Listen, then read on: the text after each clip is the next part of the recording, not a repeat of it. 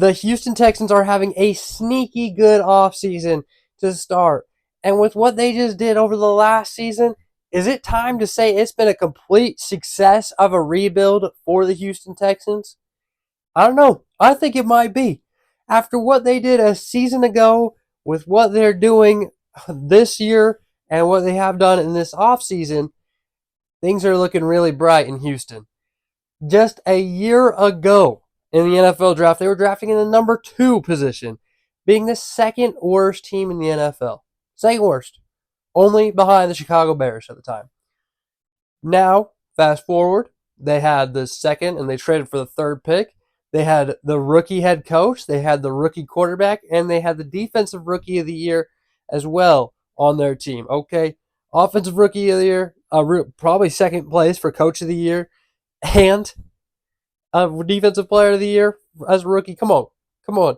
This team went from the second worst team in the NFL to winning a playoff game. Okay, and having a battle in their second playoff game as well in the first half until Lamar Jackson kind of took over. But it was a very, very successful first year. And after this season, we might be saying that the rebuild is complete, even if they don't win a Super Bowl, because Houston's never won one anyway. The Texans have never won a Super Bowl, and that's okay, right? So now we have to see if this team is really done. Is it really it? We have to talk about what has happened this offseason as well, okay?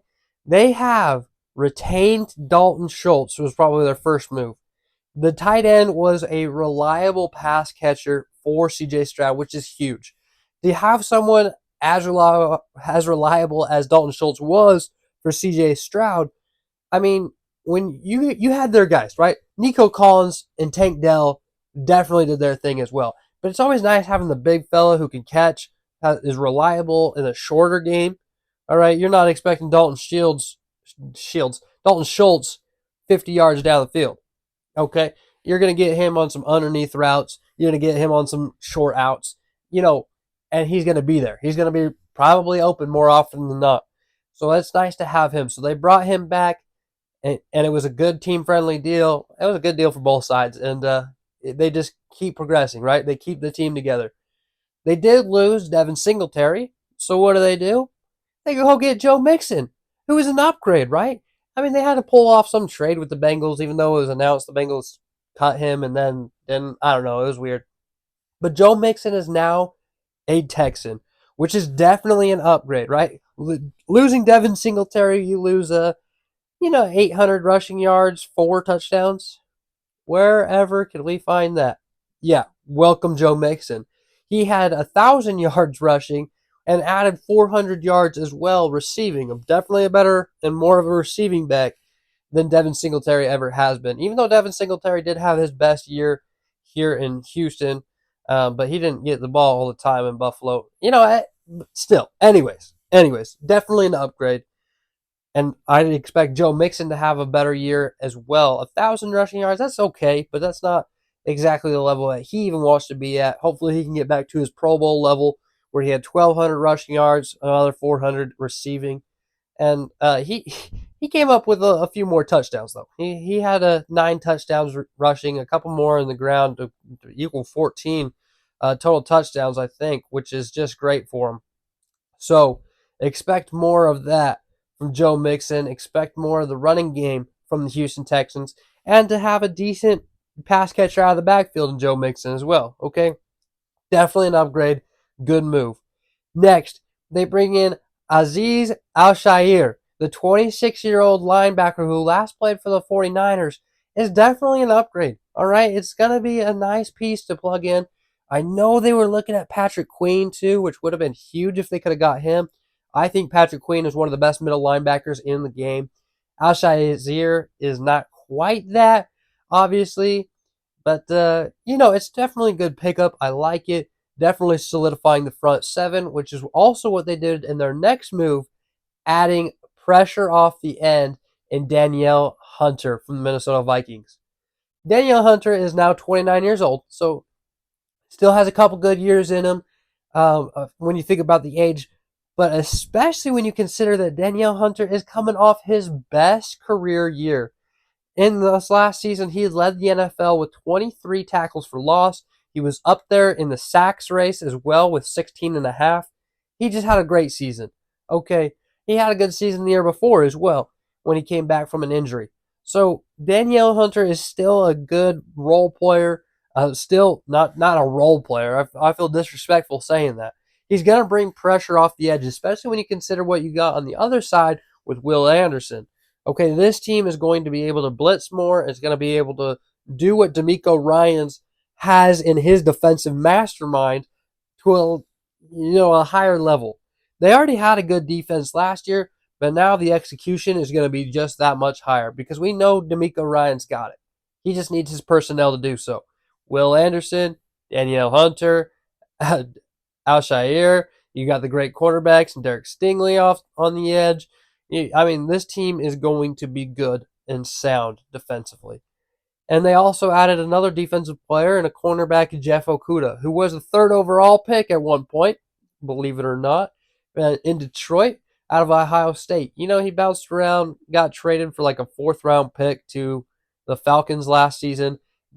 Had a better year, but didn't do a ton there as well. So we'll see what the Texans can do. Definitely not. None of these moves are like astounding, right? I think Danielle Hunter is undoubtedly the biggest, even though Joe Mixon might be the biggest name, and is definitely a good key addition for them as well. Just adding more yards in the running game, adding more pressure off the edge is always a good idea. Just getting a little bit better at the linebacker position as well with Azeez. I think this is just a great move. Just a good, sound offseason, right? They're not doing anything crazy, right? Like I said, they didn't get a Saquon Barkley, they didn't get a Derrick Henry, they didn't get an Austin Eckler, they didn't get the biggest names in free agency, but they did what they had to do to just shore up the team. The Houston Texans put on a great show last year, going again from the second worst team in the NFL to winning a playoff game. And I know it was against Joe Flacco, but they destroyed that Browns team. And that was a quality Browns team with a very good defense. Even if Deshaun Watson was playing that game, no questions asked, I still think the Houston Texans are winning that one. And again, they put on a show with the Ravens, who have a very sound defense. So take it as you want. There's nothing you can say that won't get me excited about the Houston Texans. They are just a very bright team. A lot is going for them. A very young team. And they're just adding these pieces here and there to get that much better.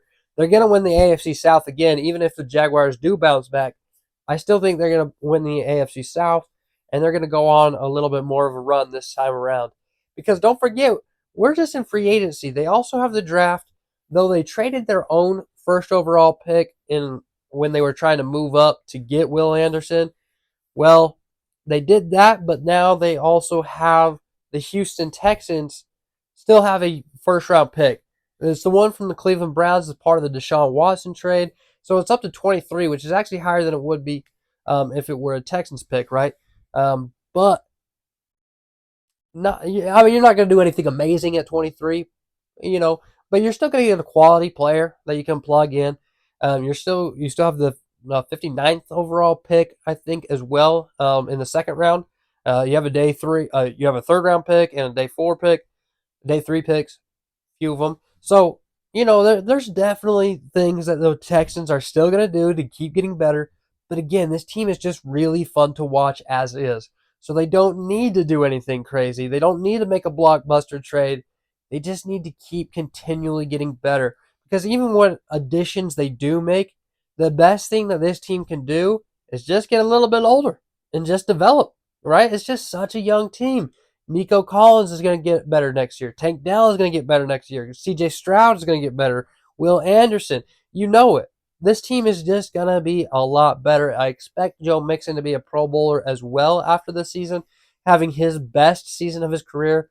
Again, if Danielle Hunter can do what he did this last year or top that, man, that will be great for the Houston Texans. D'Amico Ryans is getting exactly what he wants. He's got a good, solid offense. He's adding the defensive personnel that he wants. I'm sure he can take a Jeff Okudah and kind of bring out more of what we thought he had. He definitely has a ton of potential. Now, can D'Amico Ryans bring that out of him? Because if anybody can, D'Amico Ryans is it, right? So let's see. Let's see. I'm super excited about this coming season. When free agency hits, it just gets way fun. And so it just, I don't know, man. I don't know. There's just not enough I can say about the Houston Texans. They're quickly becoming one of my favorite teams to watch because of CJ, because of the youth, because of how good they are. It is fun. It is a fun team. And so let me know who you are going to be keeping an eye on this season. And let me know what else do you think the Houston Texans could do this offseason to really kind of push them over the edge. Maybe go fight for a play for conference finals, maybe?